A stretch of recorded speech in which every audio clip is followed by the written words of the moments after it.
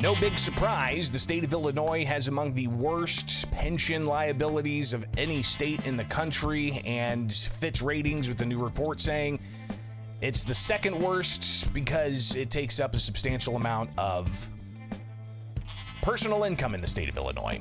Welcome back to it. Greg Bishop here. It's Illinois in Focus Daily. Get the headlines at thecentersquare.com. Get the podcast where you get podcasts, and wake up with us each and every weekday morning for Illinois in Focus Daily.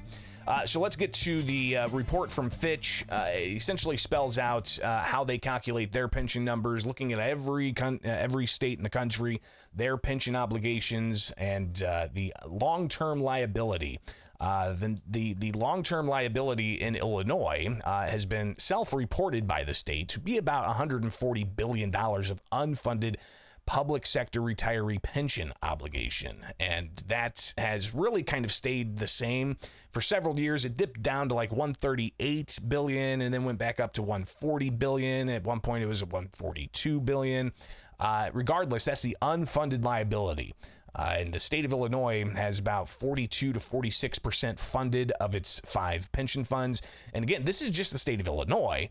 It's not local municipal government pensions, police and fire pensions locally, just the 5 state-run pension plans, which includes teachers, the teacher retirement system, which is all of the state's retired teachers outside of Chicago. Chicago has their own Chicago pension fund for teachers.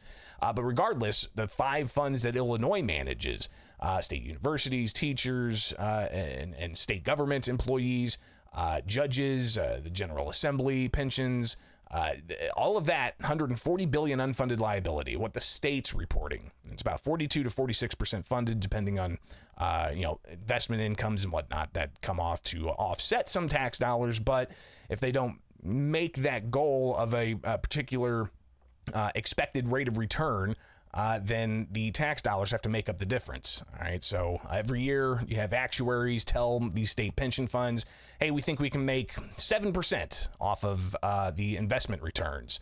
So when they go to budget to pay the pensions, they make that in their plan.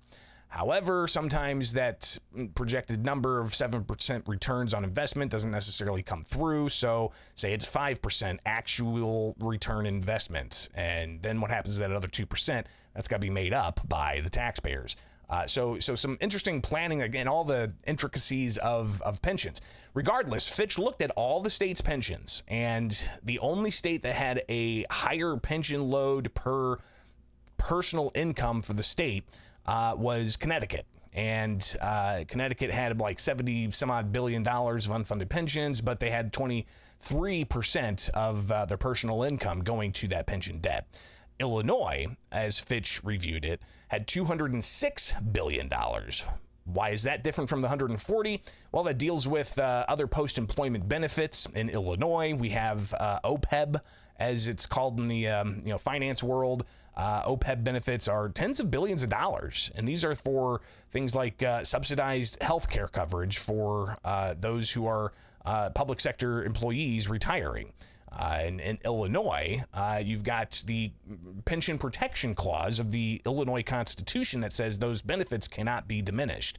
Now, Illinois also has Tier 1 pensions and Tier 2 pensions. 2010, Tier 1 was people who have 3% compounded annual increases in their pensions, subsidized healthcare coverage, and all of that's in Tier 1. But when they had problems with the pension funds back in 2010, they decided to make Tier 2. So anybody hired after 2011 had fewer pension benefits as a way to try to soften some of the unfunded liability. We'll see some actualization of that to a degree, but there's talk about increasing the pension funds or the pension benefits for Tier 2 employees. Then you also get into, safe harbor with Social Security. It's a provision that says if a pension fund does not equal to the benefits of Social Security, then you have to make up the difference. So there's conversation about how to do that, but that's going to increase the benefits for Tier 2 pensioners. And then obviously all of this edging out taxpayer funds for other things like roads, like other services, child welfare, a whole host of other things that state government pays for, education, for instance.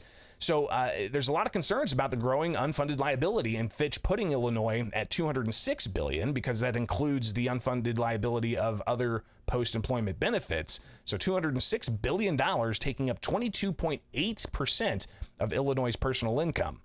And you can see the story at thecentersquare.com, where you can get a little bit more specifics in that. But I did ask State Representative Blaine Wilhour for his response to this Fitch report, which, again, places Illinois as second worst in the country, behind only Connecticut. Yeah, Greg. I mean, you don't, everything revolves around that in our budget. It's almost 25% of our budget is why our property taxes. This is a big reason why they're so high on the local level, because the state funding for education, somewhere near half of that goes directly to those legacy pension costs. So until we fix that going forward, it's going to be really hard to right-size government in Illinois without fixing that. But then when you go to fixing that, you're going to come against some pretty powerful special interests that are pretty entrenched in that system that's worked pretty well for them over the years at the detriment of the taxpayer. So it's a huge problem. But what does that change look like? What would you? The pension system? Yeah. I mean, there's all kinds of things that we could do to it. Number one thing we got to do right now is not make it worse. I mean, there's a huge push going on in Springfield right now to basically make the public sector special interests are rallying here to basically make Tier 2 into Tier 1. Which that's probably hundreds of billions of dollars in additional debt. So not only are we not talking about reform, we're talking about moving in the wrong direction when we're finally getting into a situation where we're getting to the backside of the ramp on that, to where we could see some progress. But as they generally do in Springfield, they make it worse because they're more worried about buying votes than they are protecting the citizens of the state. So Wilhour obviously saying that there's a lot of things that can be done to shore up pensions, but it's something that is going to take a lot of political will. And he talked about the ramp, the so-called Edgar Ramp, which if you go to Illinois Policy Institute, they have a lot of information on this and a lot of the background. But you can see here the ramp chart that they have from 1996. The idea was to, some would argue, kick the can down the road by not giving as much into pensions, but the ramp ramps up to where it starts taking up even more and more of the state's tax base. Right now, we're spending about $10 billion in pensions, and then it's just going to go up more and more and more. But then we could see the back end of the ramp where the costs every year won't be as great. So we're, still about 15 years away, 20 years away from the ramp going the other direction. But regardless, there's a lot that can be done that Wilhour says could impact the taxpayer burden on pensions. One of those, he says, is to not add to it. But I connected with State Senator Robert Martwick, Democrat out of Chicago. He's on the Senate Pension Committee. He's the chairman of the Senate Pension Committee.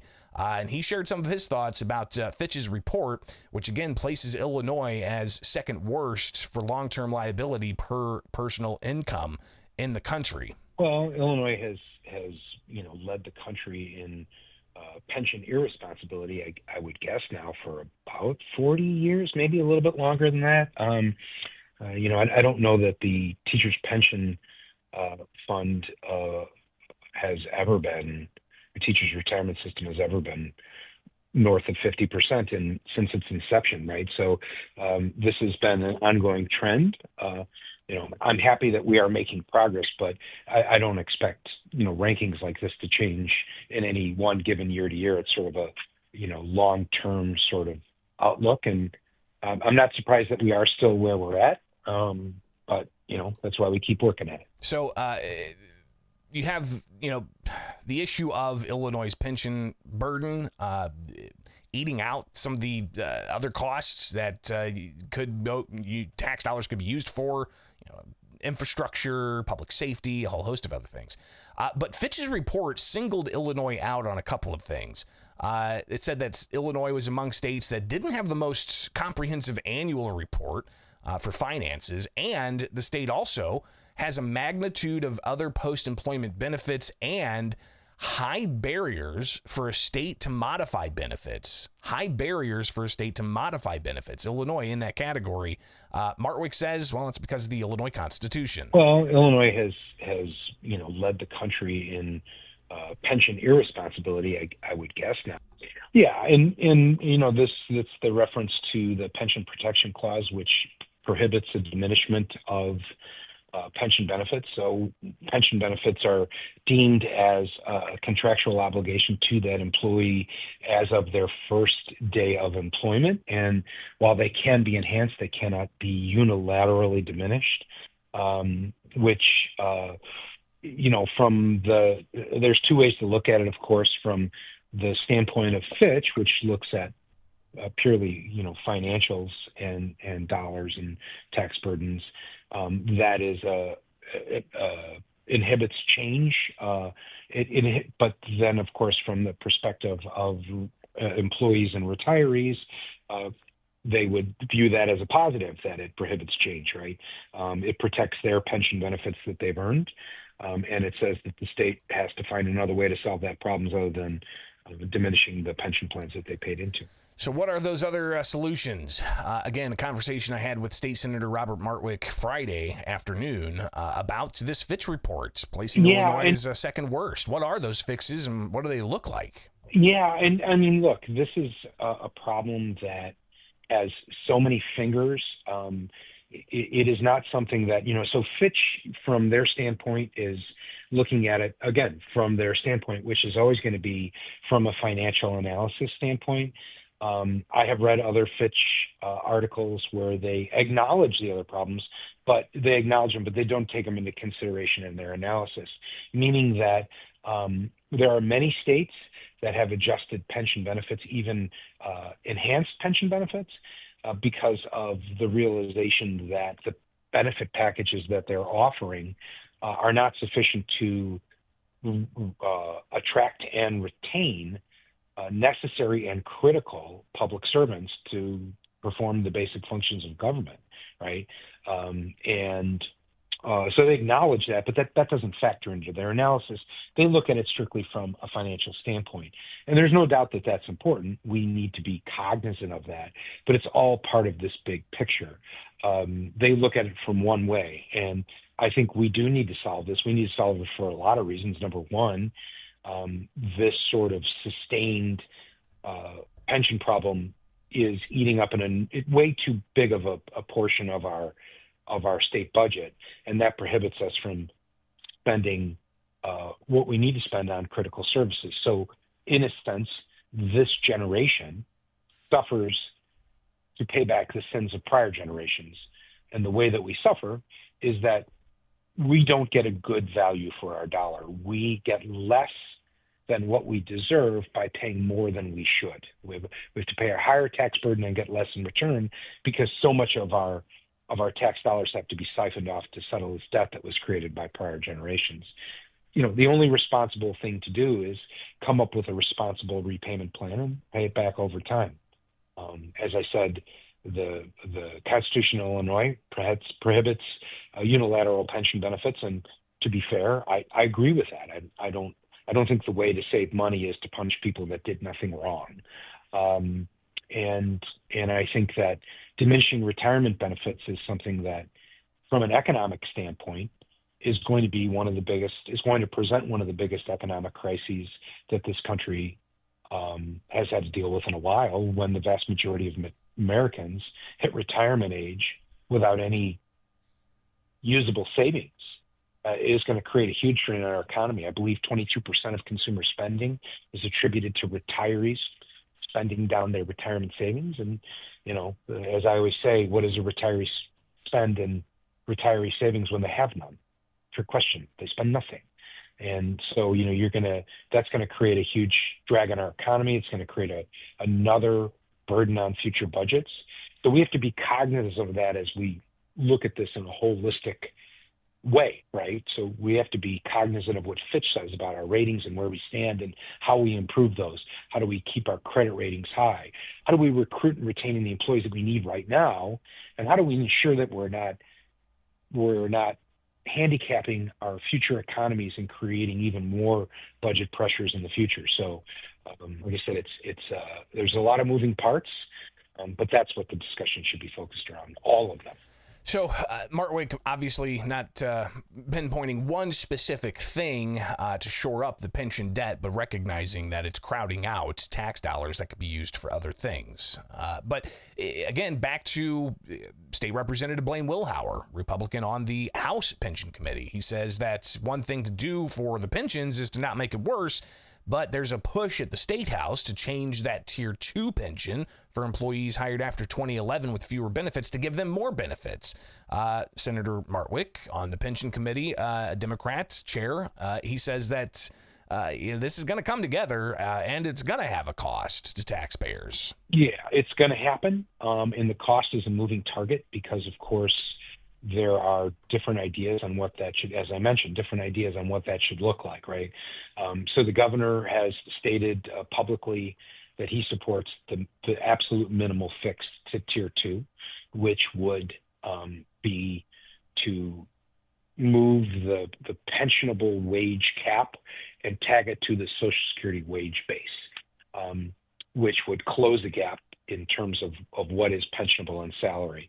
That's the easiest, what we believe to be the easiest compliance, simple, and most cost effective. To be fair, that will cost money. Now, that money, if we're in violation of safe harbor, it will cost less money to fix it than it would cost to be failing safe harbor, right? To be in violation of safe harbor would be more expensive. So it's not, there is a cost, but there's a cost either way, and that's the lesser cost. Now, of course, I recently filed a bill as the chairman of the Senate Pension Committee that represents organized labor's idea of what a Tier 2 fix should include. And as you can imagine, as representatives of our employees, theirs is very different than what the governor suggested. It has the same fix to the pensionable wage cap, but it also includes measures that have been done in many other states. I was reading, I believe New York and some other states have changed their final average salary calculations from an employee's highest 5 years, the average of the salary in their highest 5 years, because of the challenges of meeting inflation. They've changed that from the highest 5 to the highest 3, right? Which results in a higher beginning annuity and hence a higher cost into the pensions. Well, Tier 2 is the highest 8 of your last 10. That's dramatically lower than your highest 3. Tier 1 used to be your highest 4. So again, they're kind of saying, well, other states have made changes to their pensions. We should as well. So again, that is their opening salvo. The governor has made his opening statement of what he believes should be done. Organized labor has said what they need to be done.